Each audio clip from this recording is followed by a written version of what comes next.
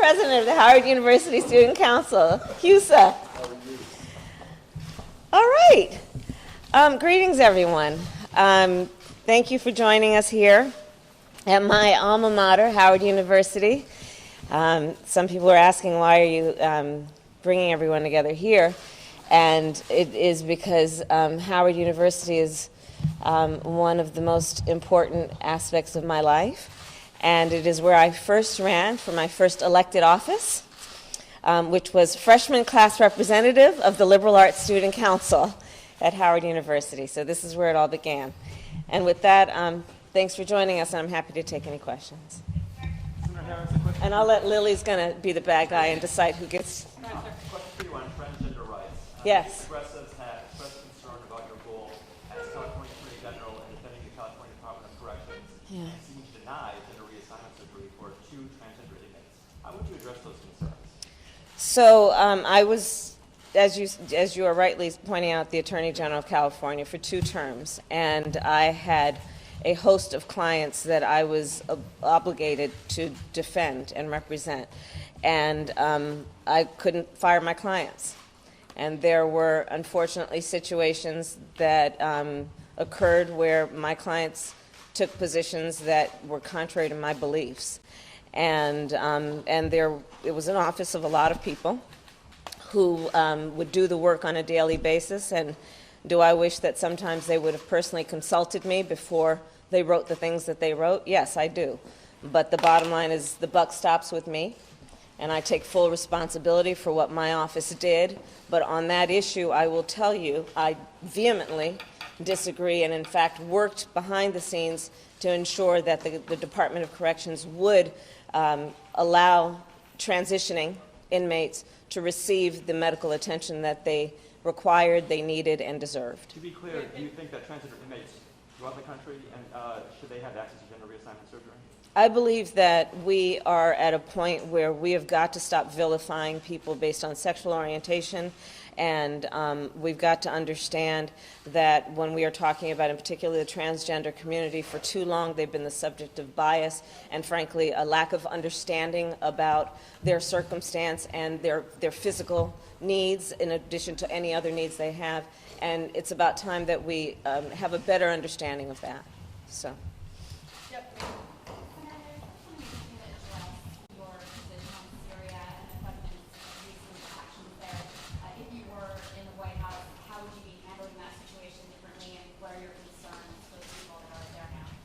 Well, my concern is that there have been human rights abuses that have taken place there. My concern is that we cannot conduct our foreign policy through tweets.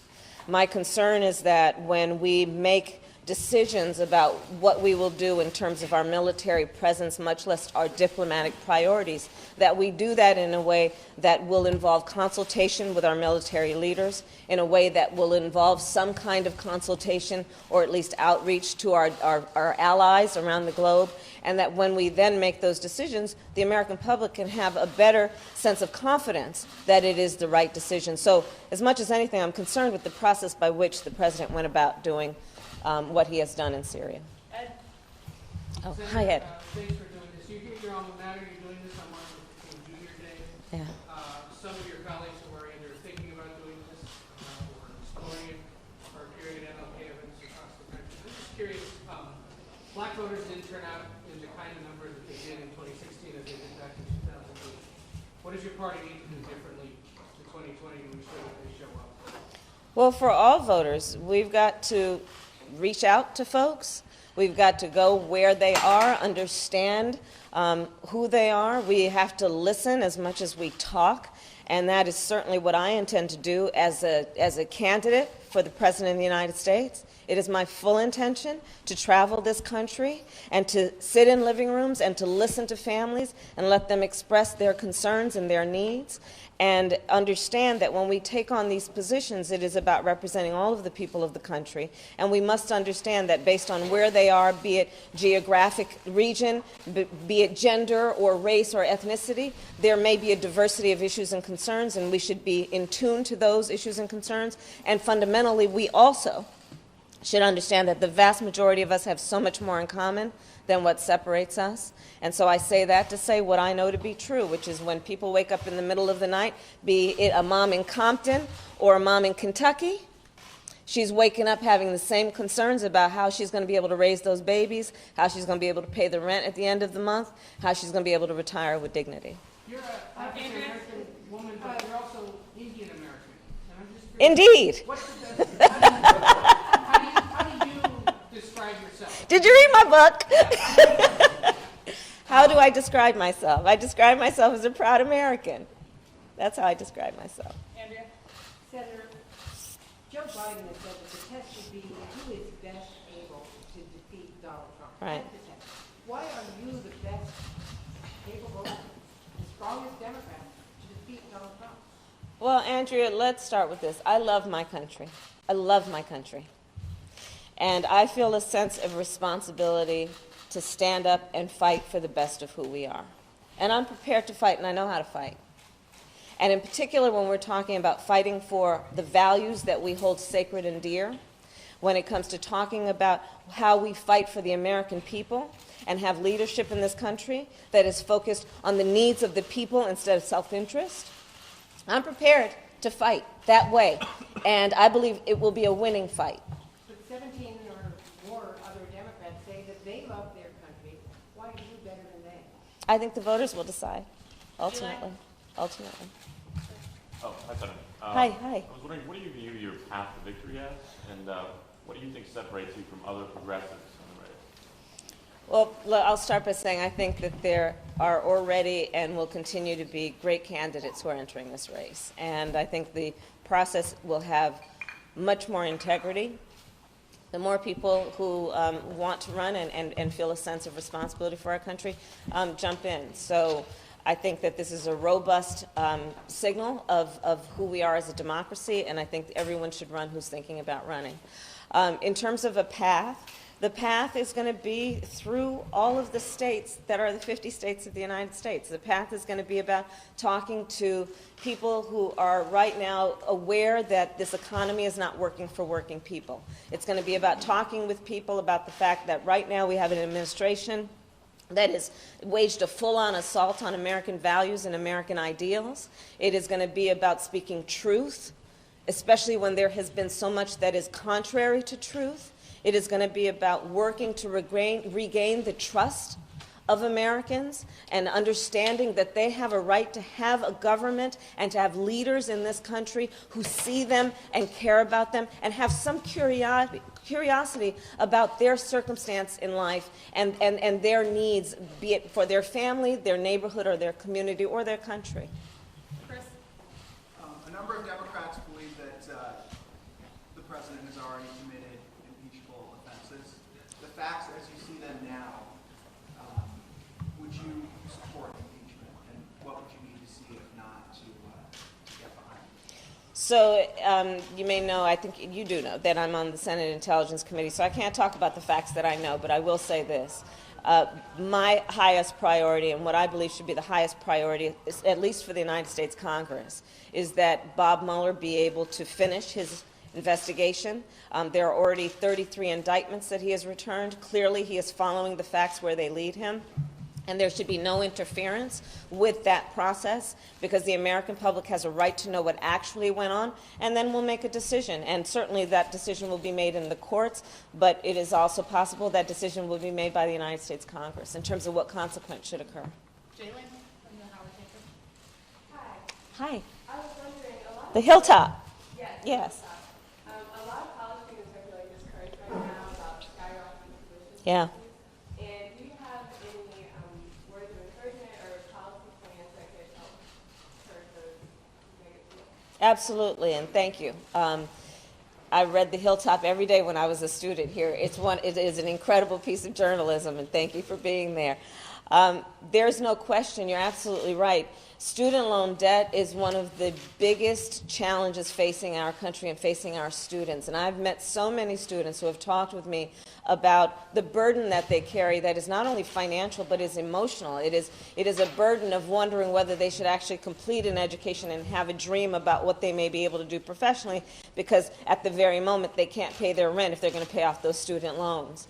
And so a number of things. One, I believe what we have to do is also have a commitment to what we need to do around debt-free college and college for all. The other is what we need to do around changing the system in such a way that students can refinance their debt, and currently we don't have such a system. And another is, frankly, the work that I did even as Attorney General, which is that we also have to go after predatory, in particular for-profit colleges, that have been peddling misinformation to students, getting them to pay a lot of money and go in debt without a degree that allows them to get any kind of employment. So there are a number of issues, but to your point, it is one of the most challenging issues facing our country, and a lot more attention has to be given to it, and I intend to do that. Hi, Senator. Over here. Hi. Thanks for doing this. I'm curious, when you look back on your record as prosecutor in California, are there particular decisions that you made or your office made that you either regret or would do differently, knowing what you know now? Sure. Yeah, I mean, I can tell you of cases where I really regret that we were not able to charge somebody that I knew molested a child, but the evidence weren't there. There are cases, as I mentioned earlier, where there were folks who made a decision in my office and had not consulted with me, and I wish they had. But again, I take full responsibility for those decisions. But I will also say that there is a lot about what I did as a prosecutor that I'm proud of, including a recognition that there are fundamental flaws in the criminal justice system and that this criminal justice system needs to be reformed, which is why when I was district attorney, I created one of the first reentry initiatives of any prosecutor's office in the United States. Now, this was a long time ago. Thankfully, at this point, this is the way that things are done, and people understand that's how a prosecutor should think about their work, which is let's be smart on crime, as I've said, instead of deciding either you're soft on crime or tough on crime. Let's understand that if we're going to be smart with the taxpayers' dollars, let's get people out of the system instead of cycling through the revolving door of a jail. But there is work that we have done there. There's work that we have done around racial profiling, and in particular implicit bias and racial bias in the criminal justice system, and in particular in law enforcement, that needs to be addressed. So there's a lot of work that we have done. One of my biggest regrets is that I've not had more time to do more. But it is my intention to keep fighting for it. Senator, as you launched your campaign, the government remains partially shut down. There are more than 800,000 people who are still not getting paychecks. What would you see as the path forward now in order to resolve this impasse, given what the president's kind of set out as what he wants to see in order to do that? We need to get the government back up and running. It's really simple. Many of you were around. Just before Christmas, we passed out of the United States Senate unanimous, bipartisan agreement about what was needed to get the government funded. I mean, I've joked, but I've joked about the truth. We were literally singing Christmas carols on the floor of the United States Senate. That was the mood. There was an understanding that we were going to do the right thing and that the government would do the right thing, but the president refused to sign it.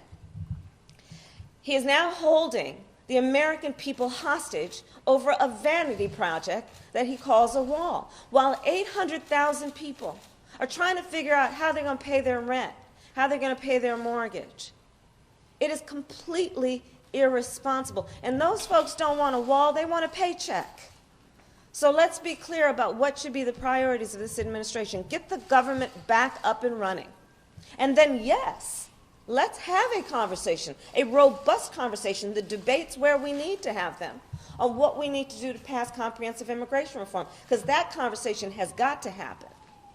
But we don't need to hold folks hostage to have that conversation. It is irresponsible. Isaac? Senator, there are some candidates who are running economic inequality as the core issue, some climate change. For you, you talked about the truth. Is that the core issue for you? Is that what all comes back to?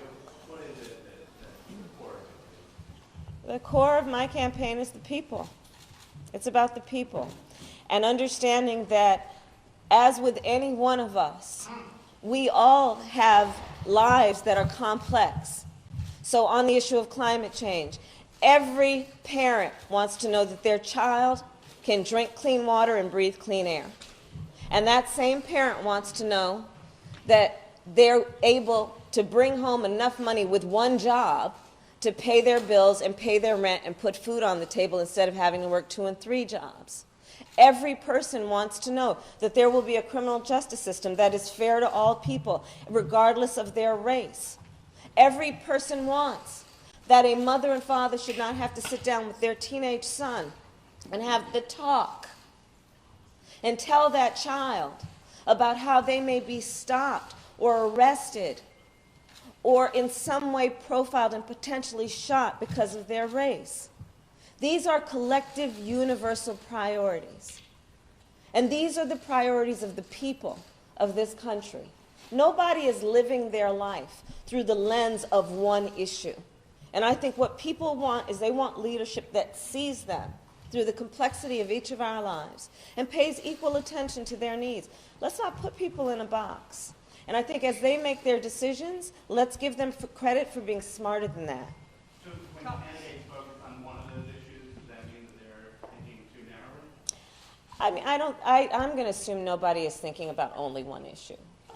So I think that there will be a process where we're going to have healthy debates about many issues, and I'm looking forward to that. We'll take one more. Tal, You're from Oakland. Yes. Spent most of your career in California. How does that inform you as a candidate, and how does that allow you to relate to voters in Iowa and New Hampshire and all over the Midwest and the rest of the country? Sure.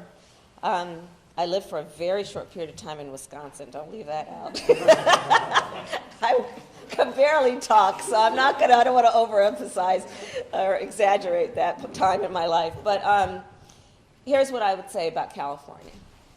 I am a proud daughter of Oakland, California. And I also know that in that state of almost 40 million people, that the state is as diverse as our country is. We produce half the fruits and vegetables consumed by the United States in California. We have red areas, we have blue areas, we have purple areas. We have a whole collection of folks who span every demographic that a pollster would talk about. So California is a diverse state. I will also say this. I've traveled our country, and I know, again, I know that regardless of the state in which someone lives, the core issues that are their concerns, that weigh on them, that cause them to wake up in the middle of the night, are usually the same concerns, regardless of where they live. It is usually a concern about how they're going to pay those bills, how are they going to pay the rent, are they going to be able to retire with dignity, can they pay off those student loans? These are universal issues. And here's what I would say as a final point on that. We are a diverse country, yes. And some people would suggest that in diversity, when there is a diverse population, one cannot achieve unity. I reject that notion, because this is my belief. Yes, we are diverse, and we have so much more in common than what separates us. And when we emphasize that commonality, when we recognize that commonality, we will achieve greater unity. And in particular, greater unity than we have right now, where there are so many powerful voices who are trying to sow hate and division among us. We have got to reject that. It is not reflective of who we are as Americans, and it is not in our best interest. Our unity has always been our strength, and our strength is our unity. I feel that very strongly. All right, thanks, guys. And there you go. Thank you. Okay. Thank you for being here. This